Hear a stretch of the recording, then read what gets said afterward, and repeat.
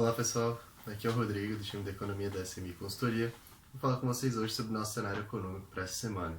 Na semana passada a gente teve a divulgação dos dados da balança comercial de maio e da produção industrial em abril, com o último mostrando aí uma certa fragilidade da nossa atividade econômica. Vou entrar em detalhes um pouco mais para frente da nossa apresentação. Olhando no nosso cenário internacional, na semana passada nós tivemos umas notícias um pouco negativas aqui para o Brasil. A Comissão de Orçamento e Tributos da Câmara de Representantes dos Estados Unidos, a Câmara de Representantes que faz o papel aqui, que faria a nossa Câmara dos Deputados, ela afirmou em uma carta ao escritório comercial da Casa Branca que ela tem fortes objeções à busca de qualquer acordo comercial ou à expansão de parcerias já existentes com o Brasil do presidente Jair Bolsonaro.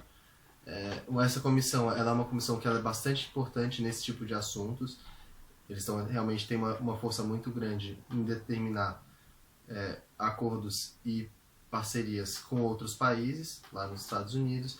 Então eles falando que são contra novas parcerias e novos acordos com o Brasil, faz com que a gente tenha aí nossas negociações muito prejudicadas com os Estados Unidos. Além disso, isso oferece uma sinalização muito ruim da perspectiva que se tem do Brasil lá fora. Então essa notícia acabou trazendo algo mais negativo para os nossos mercados. Claro que com a onda de euforia que estava acontecendo na semana passada, com vários dados vindo um pouco melhores e um otimismo um pouco maior em relação à retomada das economias globais, essa notícia acabou não afetando tanto os nossos mercados, principalmente o nosso mercado de renda variável. Já na zona do euro, o que a gente pôde observar foi uma perspectiva um pouco melhor das condições econômicas. A taxa de desemprego de abril passou para 7,3%, um resultado que foi bem melhor do que esperava o mercado. O mercado tinha expectativa de 8,2% de taxa de desemprego no mês. Então isso já foi um sinal mais positivo de como anda a economia da Europa. Além disso, as vendas do varejo caíram 11,7% frente ao mês anterior, no mês de abril.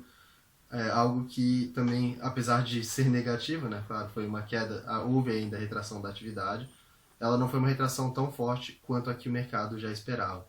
Lembrando que o mês de abril ainda teve bastante isolamento social lá no continente, então as vendas varejo já tinha expectativa de uma queda bem forte, né? Então o fato dessa queda ter sido mais fraca trouxe aí um certo otimismo de que a retomada talvez não precisasse ser tão grande assim para que eles conseguissem voltar aos níveis anteriores. Além disso, o Banco Central Europeu anunciou 600 bilhões de euros para a compra de títulos, o que aumenta a liquidez dos mercados e isso trouxe aí um pouco mais de otimismo, uma melhora de perspectivas em relação ao mercado financeiro lá da Europa. Outro ponto que acabou aumentando bastante o otimismo aí no final da semana passada foi a taxa de desemprego dos Estados Unidos. Era esperado que ela chegaria próxima de 20% aí no mês, quando na verdade ela passou para 3,3%. Em abril tinha sido de 14,7%, então houve aí uma queda no desemprego, o que aumentou bastante o otimismo com as perspectivas do mercado em relação à retomada dos Estados Unidos. Os Estados Unidos começou a reabrir sua economia agora em maio, então o fato de, nesse início de reabertura, o desemprego já ter caído, fez com que realmente o otimismo aumentasse bastante. Um ponto que é sempre bom lembrar, só porque lá nos Estados Unidos está se recuperando rápido, não quer dizer que aqui no Brasil também vá. Lá eles têm mercado de trabalho muito mais flexível, é muito mais barato você demitir e recontratar, então acaba tendo esses movimentos muito mais bruscos, mas que acabam se recuperando muito mais rápido lá do que aqui no nosso mercado de trabalho.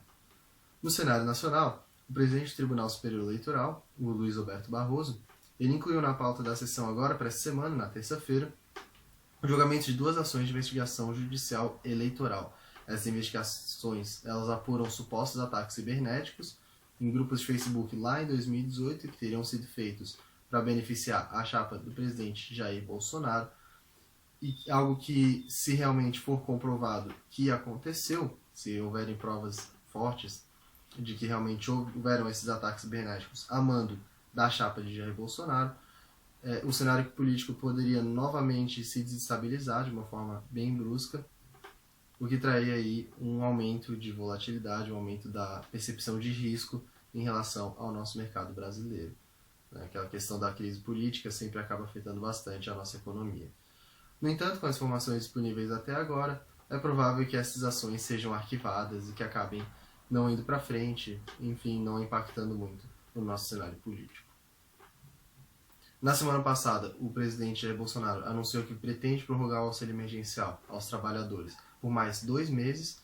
No entanto, o valor não seria o valor atual de R$600. Os cofres públicos já estão bastante desgastados. O próprio Ministério da Economia fala que não tem como continuar dando esse auxílio de R$600, mas para o objetivo de ter essa continuidade, esse auxílio então se diminuiria. Eles estão pensando aí no valor de R$200 ou R$300. Ainda assim, isso vai ter um peso bem grande nos nossos cofres públicos.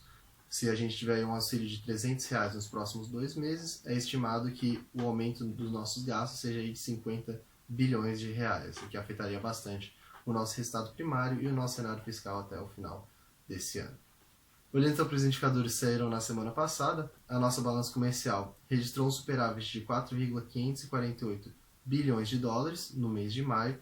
Esse resultado foi um resultado fraquíssimo, o menor superávit para o mês de maio em 5 anos, teve aí uma diferença de 19,1% frente ao superávit de maio de 2019, mas isso já era mais ou menos esperado. A gente está numa situação de pandemia mundial, então o comércio internacional inteiro está sendo mais fraco, está um pouco retraído, então é natural que também o nosso comércio exterior acabe se retraindo.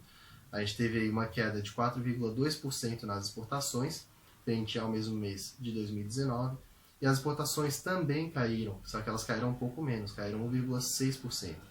Então foi isso que acabou ocasionando essa queda no nosso superávit, na verdade. Foi uma queda tanto nas exportações quanto nas importações, por causa, novamente, de um comércio exterior um pouco mais fraco, devido à pandemia da Covid-19. Já em relação à nossa produção industrial, apesar de ter sido um resultado bastante negativo que saiu na semana passada, ele ainda não foi tão ruim quanto o mercado esperava. O setor apresentou uma queda de 18,8% em abril, frente ao mês anterior, enquanto a queda esperada era de 28,3%. Então, apesar de ter sido um resultado ruim, não foi tão ruim quanto já se projetava. Abril foi o primeiro mês que teve um período total de distanciamento social, né? Então tivemos o mês inteiro com esse período de isolamento, com várias empresas fechadas, várias fábricas sem funcionar.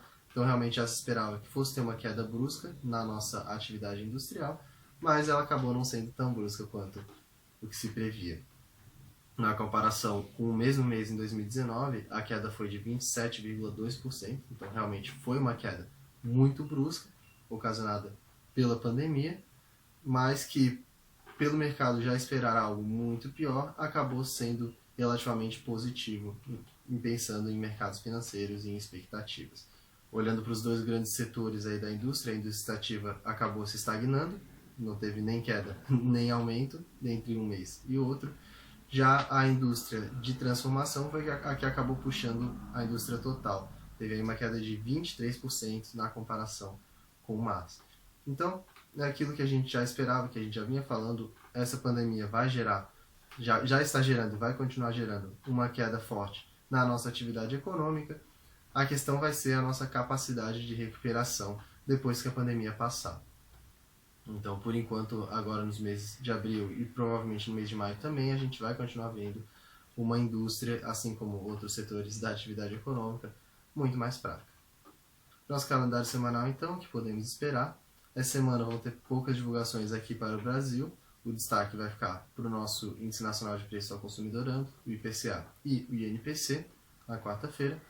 Enquanto no calendário internacional, o destaque fica para a produção industrial da zona do euro e para a decisão sobre a taxa de juros dos Estados Unidos. É provável que o Federal Reserve, né, o Banco Central deles, queira manter a taxa de juros no nível zero, que já está, eles já manifestaram que não tem interesse em ter taxa de juros negativas. Porém, a grande atenção vai ficar para o que vai ser falado depois dessa reunião. Então, para onde eles vão estar vendo o encaminhamento da economia dos Estados Unidos e se eles vão ter algum outro tipo de estímulo sendo anunciado após a reunião. Lembrando também que quinta-feira é feriado de Corpus Christi, então o nosso mercado financeiro aqui não vai ter nenhuma atividade nesse dia. Então é isso, pessoal. Podemos observar que realmente o otimismo dos mercados, tanto lá fora quanto aqui dentro, estão melhorando cada vez mais.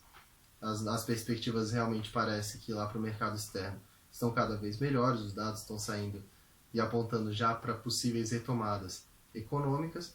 Ainda assim, é muito cedo para se afirmar qualquer coisa, mas o que importa é que isso já está afetando os nossos mercados. O nosso índice de renda variável, o Ibovespa, aumentou aí 8,28% na semana passada, enquanto o IMAB, índice de renda fixa atrelado à inflação, teve alta de 1,5% na semana, acumulando então no mês agora de junho. Caso vocês tenham alguma dúvida, alguma sugestão, por favor, entre em contato com a nossa equipe, nós estamos sempre à disposição. Eu desejo uma ótima semana a todos e até a próxima.